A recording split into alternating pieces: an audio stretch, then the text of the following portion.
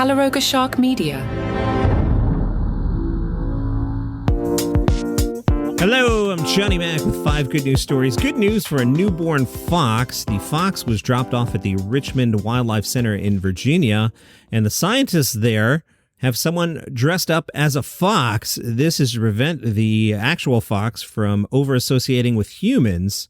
A Facebook video shows a staff member bottle feeding the fox while wearing gloves and a red furry pointed mask to cover their human face. One of these scientists say it's important to make sure that the orphans that are raised in captivity do not become imprinted upon or habituated to humans. The red furry pointed mask is to make sure that the actual fox doesn't see a human face while feeding. This is critically important if we're going to get her into the wild. They've also given the actual fox a snuggly toy fox to mimic the sensation of her mother. Kai Williams, the director of the International Wildlife Rehabilitation Council, said she hadn't heard of humans dressing up as foxes to care for them before. She said the technique was more common in caring for birds. Something you'd see much more is somebody dressing up in a whole crane suit. Something like that. Sometimes they'll just dress up in a covering that hides their shape a little bit so they don't quite look like a human. They look like a weird mask, or they'll use a hand puppet. The purpose is to not inhibit a wild animal's healthy fear of humans, an essential survival trait, by causing the animals to associate humans with food or nurturing. They hope to place this fox with other rescued foxes of a similar age at other wildlife centers and to eventually release her into the wild if given the all-clear by health authorities. Completely switching topics, after ending its longtime relationship with Kanye West, Adidas was left with $1.3 billion worth of Yeezy shoes, those were in warehouses, decided to sell some of the remaining shoes, and they're going to donate more than $150 million from the sales of the shoes to organizations fighting anti-Semitism and other forms of hate.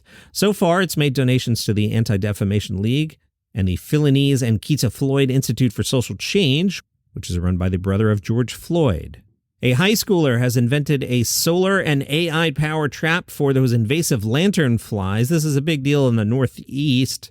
The spotted lanternfly is an invasive insect that's done a lot of damage in New Jersey. I know around here there are signs that say if you see them, just kill them. And you feel bad because they're really pretty. Lanternflies know what they're doing. The lanternfly has been found in 17 other states where it feeds on plant sap, causing the plants to become stressed and making them more susceptible to disease. Selena Zhang first noted the moth-like bugs at a local market and wanted to help get rid of them without using things like insecticides or sticky bands. Selena has created the Artrificial, a solar-powered, self-cleaning, artificial intelligence-driven tree that lowers the lanternfly. It then eliminates the bug using an electronic mesh. The umbrella structure mimics the tree of heaven, which is a known host plant of the lanternfly.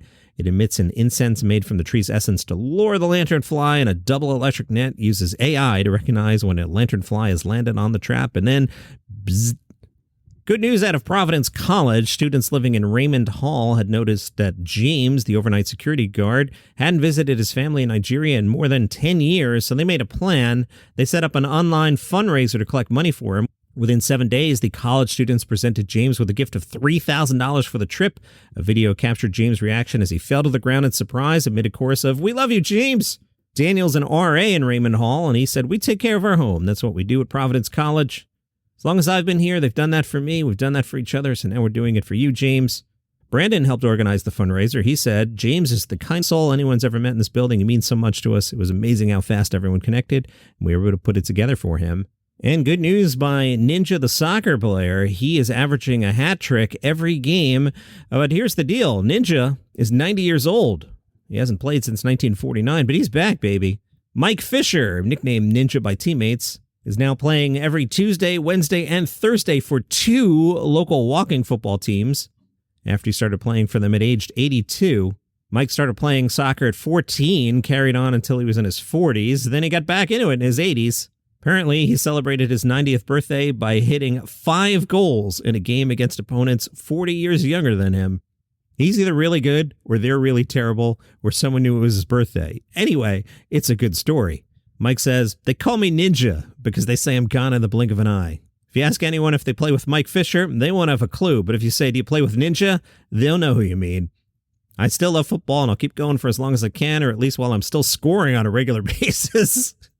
The feeling of scoring goals never gets old, even if I am. And those are your 5 good news stories for today. If you enjoy the program, tell a friend about it. They may like it too. If you enjoy my company, I also host a podcast called A Daily Comedy News, where we talk about stand-up comedy 7 days a week. That show is also clean and fun. You have an awesome day.